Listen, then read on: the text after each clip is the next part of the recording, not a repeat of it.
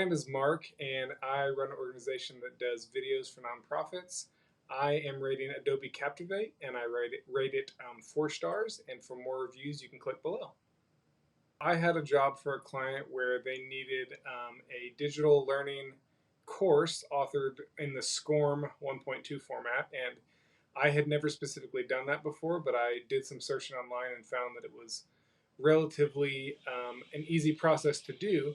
So as I was looking around for what software I would use to create a SCORM course, Captivate seemed to be the best choice for me for its cost and all of the different things that it could do, as well as I was familiar with Adobe's other products that I use for other jobs. So I chose Adobe Captivate for the first time that I'd ever created a digital SCORM course because it looked easy enough to use, the price was right, and I knew they had great customer support. And so that's the main reason I chose Adobe over all the competitors as well.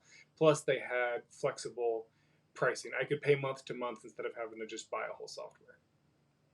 So the main reasons that I chose Adobe Captivate were first the ease of download and installation and the price, but then very specifically my project required taking a bunch of pre-produced videos and programming them into a SCORM course type of project, and I saw that Adobe Captivate was pretty easy to import all the videos in.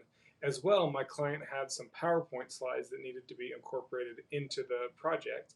And I chose Captivate because I saw that you could bring in and put in all your own videos and then export them out in the SCORM format, as well as incorporate previously existing PowerPoint slides. So for me, it was the fact that the multimedia components that needed to be in my project could be taken that already existed and easily put in. And then third, because the exporting out of the project into the SCORM compatible format that my client needed was easy as well. There were multiple ways you could preview it before exporting it, and multiple ways you could redo it again if you needed to change something. So it was the way that it managed multimedia in the project that I was doing that were the most helpful features for me. Once I got Adobe Captivate downloaded and installed, it opened right up and was pretty easy to use.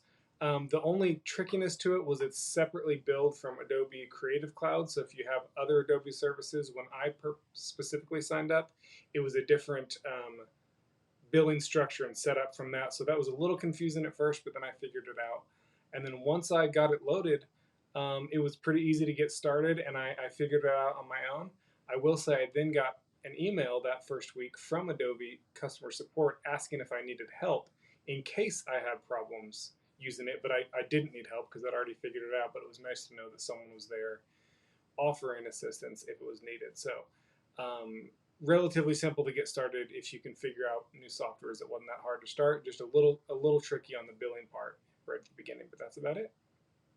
The advice that I would have to someone who is considering Adobe Captivate is if you've never done anything that requires the SCORM format before, then I think it's a good place to start. I had never done anything at all, and so it was a good, easy, early learning step. My course did not require much interaction with quizzes or surveys or tracking time in the course. It was mainly just putting videos in there, and so for a beginner like myself in this, it was really easy to use. If you're more advanced and know more about the different SCORM formats, you might want to look a little more in detail about all the specific things that it does, because I didn't use a lot of those different available assets within the program.